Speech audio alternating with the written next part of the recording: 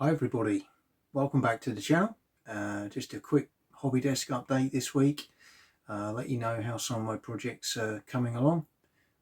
Making some good progress with my 2mm ACW First Manassas forces. Getting these both primed up so that I can try out the new Hellion American Civil War rule sets, which will be played on grids, so that'll be quite interesting.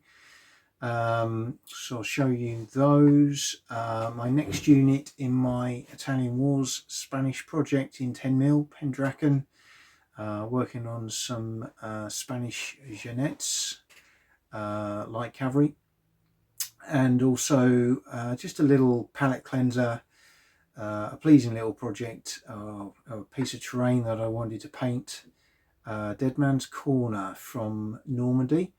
I visited that a couple of years ago. I've got a picture actually up in my room here. So I bought a 3D print, based it, painted it. So I'd like to show you a little bit of that as well. And they're probably the key things in the production line at the moment.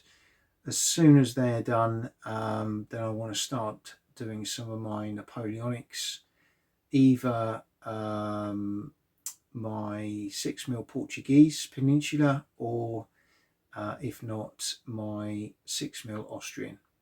I've also got quite a few existing forces and armies that I would like to rebase, but as always with rebasing, it's a bit of a job, and I need to be in the right mindset to start that enterprise, because once you start you have to do everything. So let's just show you down on the desk where we are at the moment. So hopefully you can get a feel for my 2mm ACW.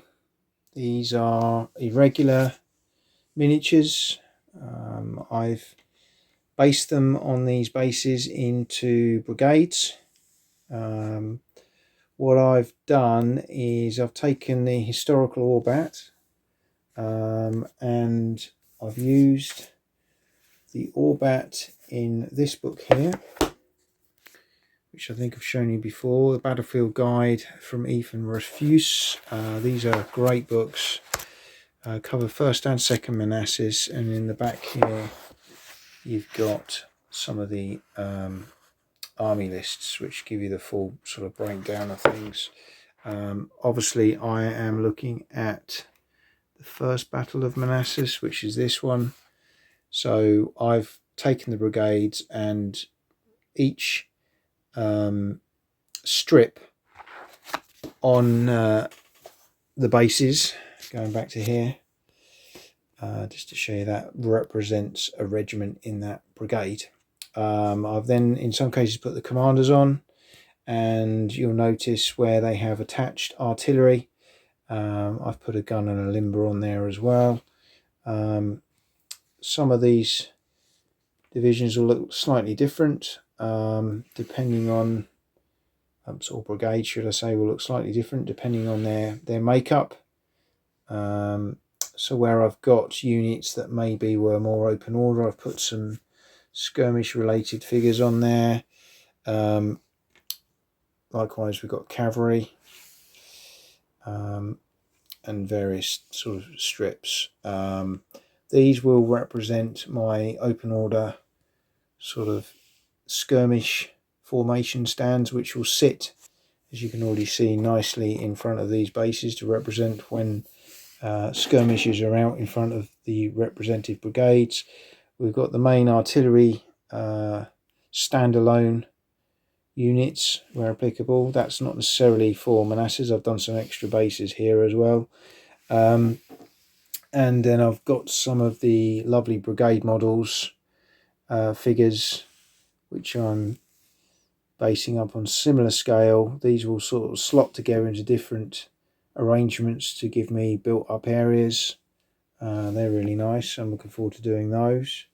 So yeah, that's the 2mm ACW project coming along quite nicely. So these have just been arranged on the bases, I've undercoated the figures in grey and then put a soft tone wash over the top. And then for the bases, I've just used a very fine sand on a painted brown base, and then put a wash over the top of that sand to dampen the colour down. There won't be much more going on the bases other than some green, maybe some sort of slightly colours to let them pop a little bit in due course.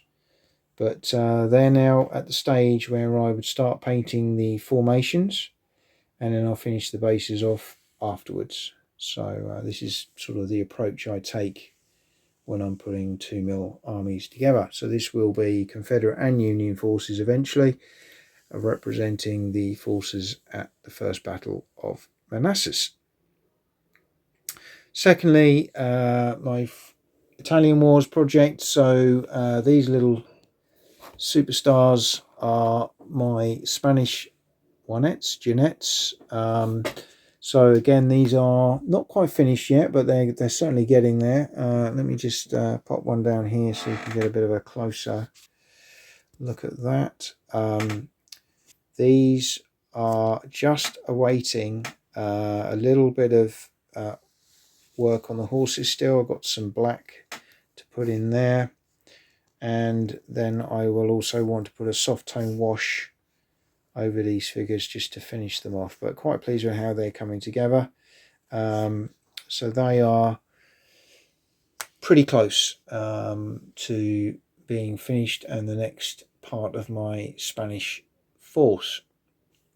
Finally, we have my Dead Man's Corner building, which you'll see here. So this was a 3D print. It came with 2 removable levels. I've actually only put one in and glued that in, so you can put a stand in there to represent the unit that's inside it with the removable roof.